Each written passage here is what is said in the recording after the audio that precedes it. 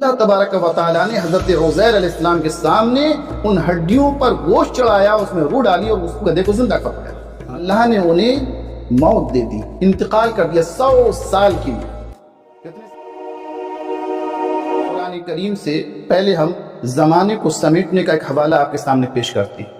حضرت عزیر علیہ السلام جب یہ ان کا گزر ایک بستی کے پاس ہوتا ہے اور وہ بستی ویران ہو چکی تھی، کھنڈر ہو چکی تھی۔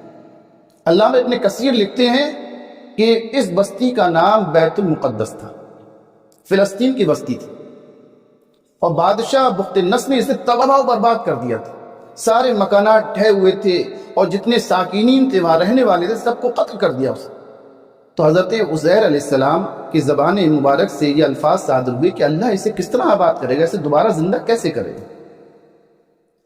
اس کے بعد اللہ تبارک و تعالیٰ نے قرآن کریم نے کے اندر یہ واقعہ پورا ذکر کیا ہے سورہ بقرہ کے اندر، اور اس میں تفصیل بتائی ہے کہ اللہ تبارک و تعالیٰ نے حضرت عزیر علیہ السلام کو اسی وقت وصال دے دی، ان کا انتقال ہو گیا، اور 100 سال کے بعد اٹھایا، 100 سال کے بعد زندگی عطا فرمائی، اور 70 سال کے عرصے کے اندر وہ بستی پھر آباد ہو چکی تھی۔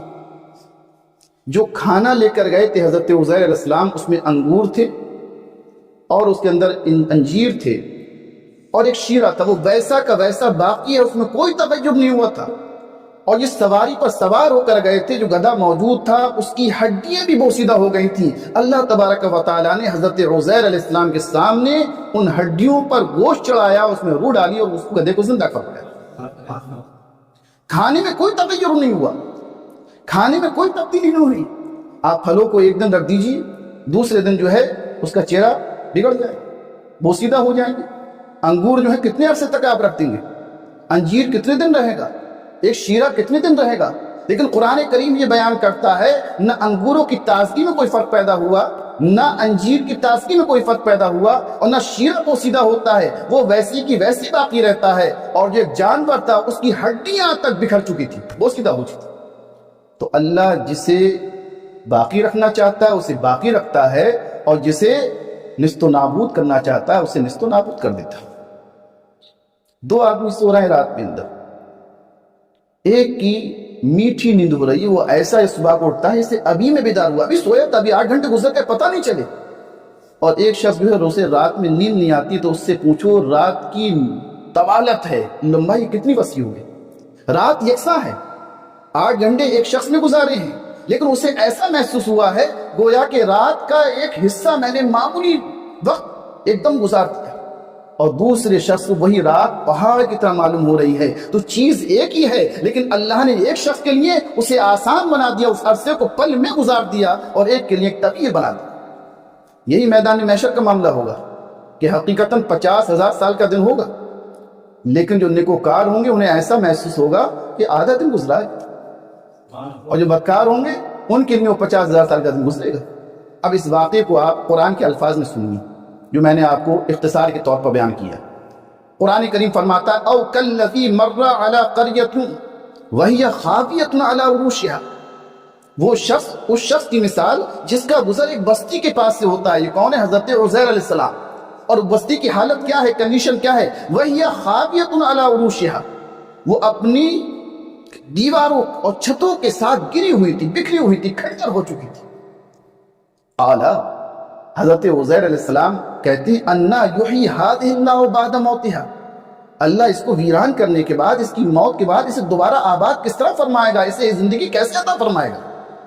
یہ انکار نہیں تھا، ایک حیرت تھی کہ کس طرح آباد ہوگی، ایک تجسس تھا کہ یہ ویران ہو چکی ہے، یہ بستی کھنڈر میں تبدیل ہو چکی ہے، اس کے رہنے والے سب مر چکے ہیں، اب یہ پورا کا پورا شہر کس طرح آباد ہوگا۔ تو پتہ ہے اللہ نے کیا فرمایا، فَأَمَاتَهُ اللَّهُ مِئَةَ عَامٍ، مئتا کہتے ہیں 100 کو، عام کہتے ہیں سال۔ اللہ نے انہیں موت دے دی، انتقال کر دیا 100 سال کی۔ کتنے سال؟ 100 سال تک حضرت عزیر علیہ السلام وہیں تشریف فرما رہے ہوں، سمجھے، جسم پر کوئی اثر نہیں پیدا ہوا۔ ثم بعثہ، 100 سال کے بعد اللہ نے انہیں اٹھایا دوبارہ۔ اب اٹھے تو اللہ نے فرمایا کم لبثتا، اے عزیر کتنا ٹھہرے تھے، کتنا عرصہ ہوا تمہیں یہاں ٹھہرے ہوئے، کتنے دن، کتنی دیر تک سوتے رہے۔ تو حضرت عزیر جواب دیتی لبثت یومن او بعد یوم، یا تو میں ایک دن تک سویا ہوں یا دن کا بعض حصہ سویا ہوں۔ یہ قرآن کریم فرما رہا ہے حضرت عزیر علیہ السلام 100 سال کا عرصہ گزار چکے ہیں، 100 سال تک سوتے رہے ہیں، اور اللہ فرماتا ہے کم لبثت اے عزیر، کتنا وقت گزار لیا، کتنے وقت تک سوتے رہے؟ تو حضرت عزیر کیا کہتے ہیں؟ کہتے ہیں لبثت یوما او بعد یوم، اے پروردگار عالم یا تو میں نے ایک دن سوتے ہوئے گزارا ہے یا دن کا بعض حصہ گزارا ہے۔ تو اللہ کیا فرماتا؟ نہیں، بل لبثت مئۃ عام، تم 100 سال تک یہاں ٹھہرے ہو، 100 سال ہو گئے تمہارے قیام کو۔ اب ذرا دیکھو معجزہ، فانظر الی طعامک و شرابک لم یتسنہ، جو کھانا لے گئے تھے اور جو پینے کے لیے شیرہ لے گئے تھے، لم یتسنہ، اس میں تبدیلی نہیں ہوئی، وہ تر و تازہ باقی ہے۔ قرآن کہہ رہا ہے فانظر، دیکھو، الی طعامک، جو کھانا لے کر آئے تھے، توشہ لے کر آئے تھے، اس میں کوئی تغیر نہیں ہوا ہے، اس میں کوئی تبدیلی نہیں ہوئی ہے۔ الی طعامک و شرابک لم یتسنہ، لیکن جس سواری پر آئے تھے اس کا نظارہ دیکھو۔ وانظر الی حمارک، اپنا گدھا جو ساتھ میں لے کر آئے تھے اس کی طرف دیکھو، وہ کیسا ہو گیا ہے۔ ہم نے یہ کیوں کیا ہے؟ وَلِنَجْعَلَكَ آیَةً لِلنَّاسِ، تاکہ ہم لوگوں کو لیے نشانی بنا دیں، آپ کو علامت بنا دیں کہ اللہ تبارک و تعالیٰ کی شان ہے کہ 100 سال کے بعد بھی کھانے میں کوئی تبدیلی نہیں ہوئی اور گدھے کی ہڈیاں بکھر گئی۔ ایک آدمی 100 سال تک سویا ہوا ہے، انگوروں میں کوئی فرق نہیں پڑا ہے، انجیر کے اندر کوئی تبدیلی نہیں ہوئی ہے، شیرے کے اندر کوئی تبدیلی نہیں ہوئی ہے، اور گدھے کی ہڈیاں بھی بکھر چکی ہیں، اور وہ ایسا کہ اس سے برادہ بن چکا ہے اور بکھری ہوئی ہیں۔ 100 سال کا عرصہ گزر گیا، بہت معمولی عرصہ نہیں ہے، بہت بلند اور طویل عرصہ ہے۔ پھر اللہ فرماتا ہے اچھا دیکھنا چاہتے ہو زندگی ہم کیسے عطا کرتے ہیں؟